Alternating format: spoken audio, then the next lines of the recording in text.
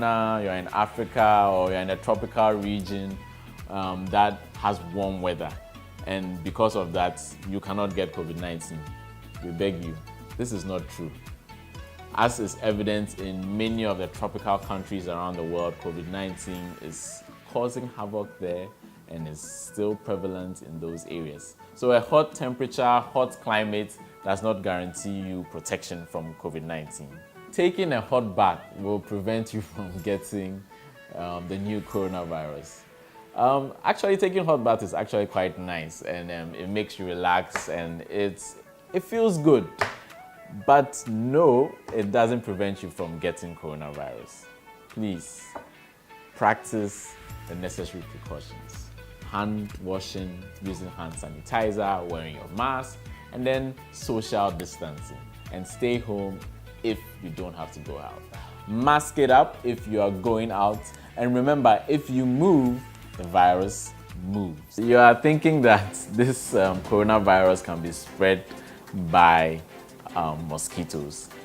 No, this is not true. Remember that COVID-19 is spread by droplets, or these little fluids that come out when you are talking or coughing or sneezing. Mosquitoes, when they come and bite you, they take blood. It's not spread through blood. I hope that this helps address this concern. So a lot of you guys out there think that it's mainly the old people and the aged who get COVID-19. This is so not true. We've seen around the world that COVID-19 is affecting people of all ages, from people who are 2 days old to people in their 90s. Okay, so it affects every single age group. The only thing we do know is that those who are older tend to have more severe disease and affects them, in a bad way. That's the only thing. But anyone can get this disease. So a lot of you guys out there think that once you get COVID-19, you cannot recover. This is actually not true and goes contrary to what we see out there. Most people who get this disease are recovering. Most people come out of this disease healthy. And so once you get it, the chances are high that you are going to recover. But remember that prevention is always better than cure. So stay healthy. Antibiotics, are they effective in treating the coronavirus, or you think that they are effective? Unfortunately, this is not true. Antibiotics are not effective against the coronavirus. I know that some places are using one particular antibiotic, but then this does not mean that you going out there to buy your flucloxacillin or amoxiclav or all those things you go out to the pharmacy to buy would help. Please stay away from that. So exposing yourself to the sun, or when it's really hot out there, you think that will help keep the virus away? No, that's not true either. The virus is spread by droplets. The sun, for what we know, or high temperature or hot weather, whatever it is out there that you think, is not going to prevent you from getting coronavirus. The important things are what we've taught you is the social distancing, health, hygiene, or just stay home, guys, if you don't have to go out. Maybe you are living in the temperate region, it snows out there, you think the cold is going to freeze the virus. That's another funny one. I don't think, and we know that that does not help to prevent coronavirus either. Stay warm, importantly, but also keep the distance. Mask up, hand hygiene, stay home. Those things will keep you healthy. So my people out there that like to hug, touch, kiss, the fancy handshakes, this is the time to avoid that. Please keep the distance, 2 meters. And then don't forget, you need to mask it up, you need to wash your hands, use hand sanitizer, okay, and eat healthy. Obesity is caused by some poor eating habits and lack of exercise, but it's not the only thing. There's stress, there are medical conditions, and other things that can contribute. There's also a bit of a hereditary aspect to it.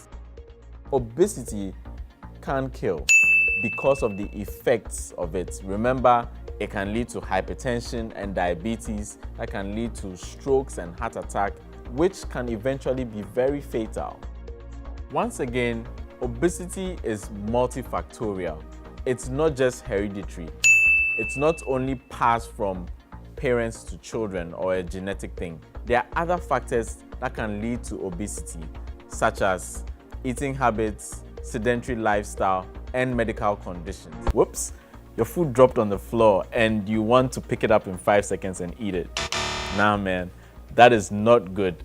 As soon as your food touches the ground, whatever is on the floor touches your food, sticks on it, and when you eat it, you can easily get a foodborne disease. You might start throwing up and get sick. So no, don't touch the food that has dropped on the floor.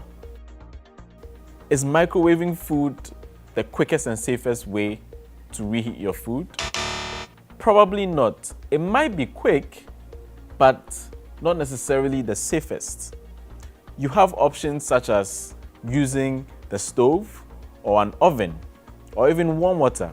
The reason is microwave has rays, and when you use plastics and all of these things, you might have your food getting contaminated in one way or the other.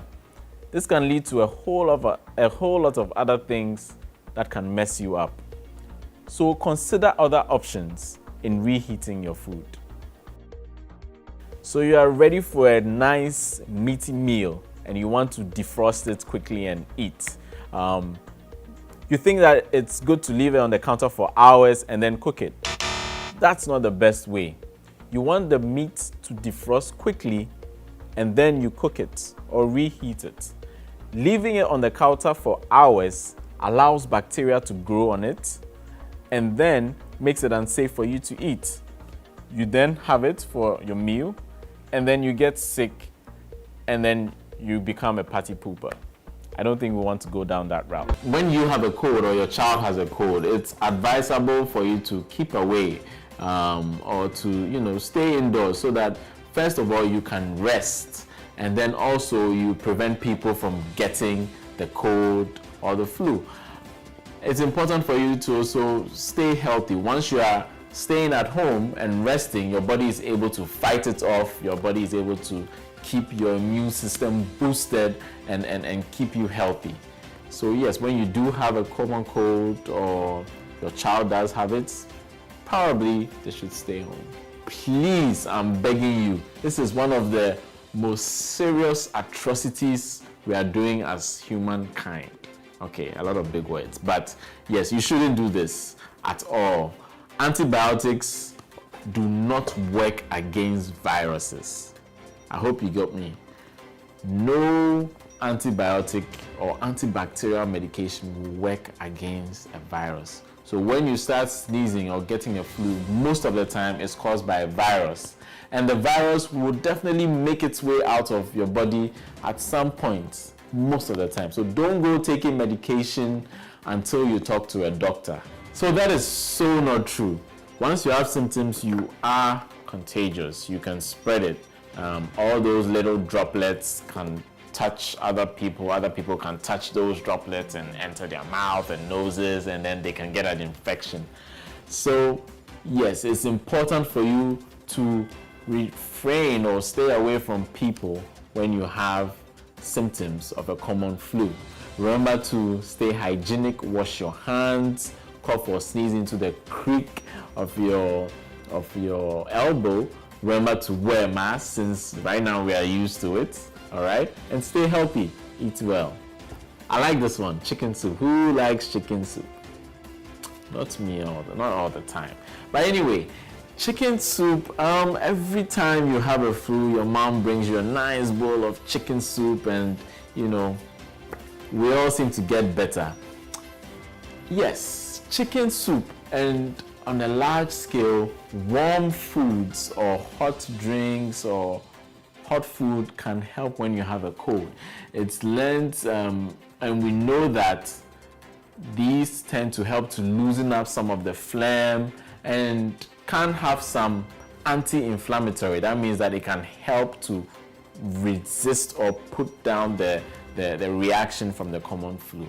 So the chicken soup It's not necessarily medication, but it can boost your immune system and it can help you fight the flu. Prevention is better than cure.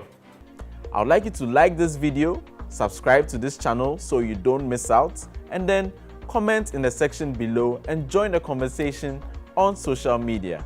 Remember to stay healthy, guys.